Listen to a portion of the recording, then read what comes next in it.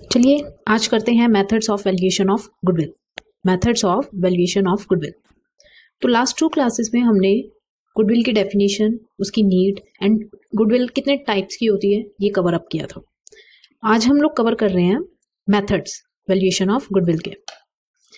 तो 3 मेथड्स होते हैं गुडविल वैल्यू करने के। 3 मेथड्स होते हैं। First is average profit method, average profit method. Second is super profit method, super profit method. Third is capitalization method, capitalization method. तो अब हम इसमें से सबसे पहले कवर अप करेंगे average profit method. Average profit method, okay. तो average profit method भी 2 टाइप्स का होता है, okay. First is simple average profit method, simple average profit method. And next is weighted average profit method, weighted average profit method. इनमें से भी सबसे पहले हम लोग कवर अप करेंगे simple average profit method, cover up करेंगे simple average profit method, cover up करेंगे, ओके। अब सिंपल एवरेज प्रॉफिट मेथड में गुडविल की वैल्यूएशन कैसे की जाती है? value of goodwill is equal to average normal business profit, average normal business profit, okay। 2 components होते हैं। First is average normal business profit into multiply करते हैं numbers of years purchase, number of years purchase, number of years purchase।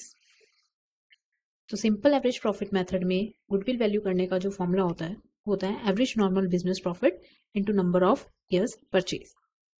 इसमें से सबसे पहले हम लोग कवर अप करेंगे first component which is average normal business profit. अब ये एवरेज नॉर्मल बिजनेस प्रॉफिट निकालते कैसे, व्हाट्स द कैलकुलेशन? तो चलिए देखते हैं। Very important, it's very much important exam point of view से। बहुत सारे क्वेश्चंस पूछे जाते हैं इससे रिलेटेड, तो चलिए ध्यान से समझिएगा। सबसे पहले हमें लेना होता है प्रॉफिट और लॉस। प्रॉफिट और लॉस किसका? ऑफ पास्ट ईयर्स, प्रॉफिट और loss of past years and before adjustments, before adjustments. Given होता है आपको क्वेश्चन में, गिवन होता है, ओके। तो प्रॉफिट और loss of past years before adjustment आपको लेनी है, जो कि आपको एग्जाम में गिवन होगा। इसमें आप ऐड करेंगे सबसे पहले abnormal losses, abnormal losses. Normal profit निकाल रहे हो, नॉर्मल बिजनेस प्रॉफिट निकाल, एबनॉर्मल लॉस ऐड करेंगे। एबनॉर्मल लॉस क्या होता है?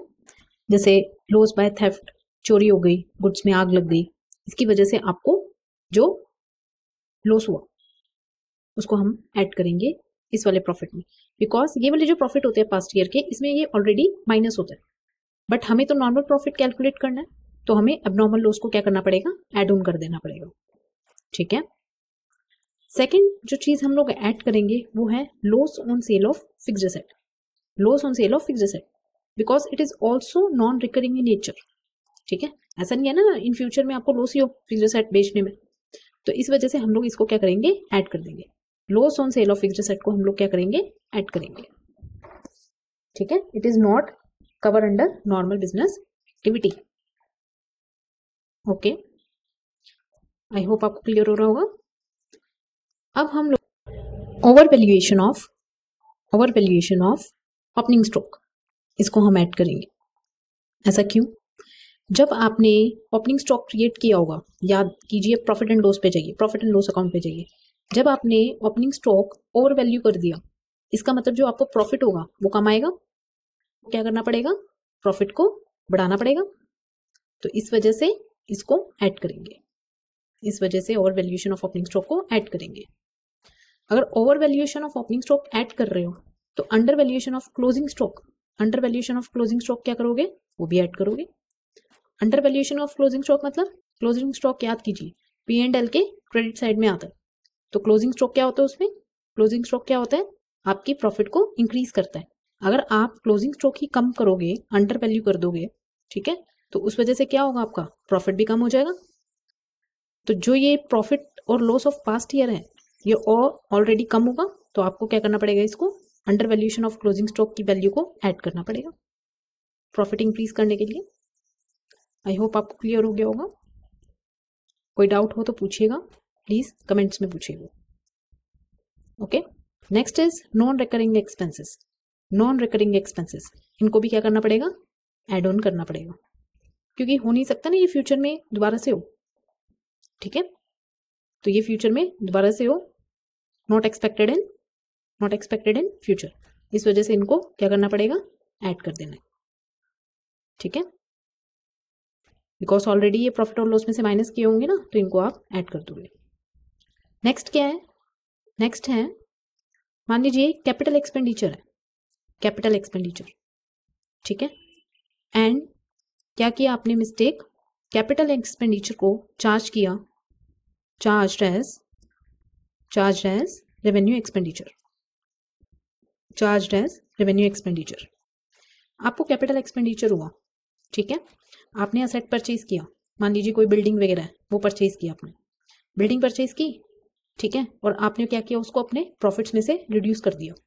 तो प्रॉफिट में से रिड्यूस कर दिया, जबकि इसको तो आपको असेट में दिखाना चाहिए था, असेट में दिखाना चाहिए था, आपने प्रॉफिट्स में से रिड्यूस कर दिया होगा।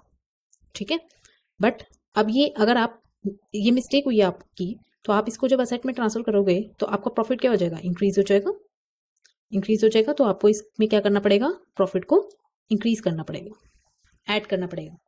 तो capital expenditure charge as revenue expenditure को आपको क्या करना पड़ेगा, प्रॉफिट में ऐड करना पड़ेगा। ठीक है, आई होप आपको क्लियर हो गया होगा।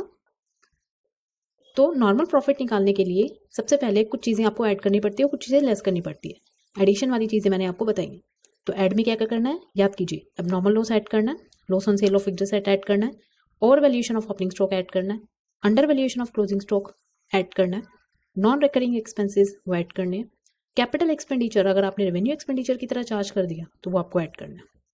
जैसे कि मैं आपको एक एग्जांपल लिख के बता रही हूँ कि लाइक परचेज बिल्डिंग की आपने, आप रेक्टिफिकेशन ऑफ एंट्रीज करते थे 11th क्लास में, तो अब इसमें वही है, आपने बिल्डिंग परचेज की, उसको आपने परचेज अकाउंट में डेबिट कर दिया, आपने रेवेन्यू एज अ चार्ज कर दिया, अपने प्रॉफिट्स में से कम कर दिया, बट जबकि बिल्डिंग जो है वो असेट है, तो वो कहाँ जानी चाहिए थी, असेट में, और प्रॉफिट में से रिड्यूस नहीं होनी चाहिए थी, बट आपने गलती कर दी। तो अब आपको क्या करनी है, अपने इस केस में गलती सुधारनी है, बिकॉज आपको नॉर्मल प्रॉफिट कैलकुलेट करनी है। ओके, आई होप आपको क्लियर हो गया होगा। तो ये सब चीज़ें क्या करनी होती है, एड ऑन करनी होती है, ऐड करनी होती है।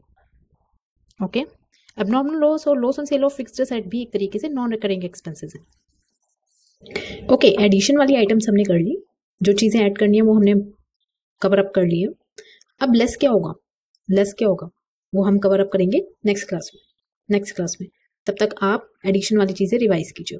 Okay, so thank you very much. अगर एडिशन में आपको कोई प्रॉब्लम आ रही है, ऐड वाली आइटम्स में किसी में भी कोई प्रॉब्लम आ रही है, प्लीज़ कमेंट कीजिएगा, I will clear your doubt in next class. So thank you very much, bye bye.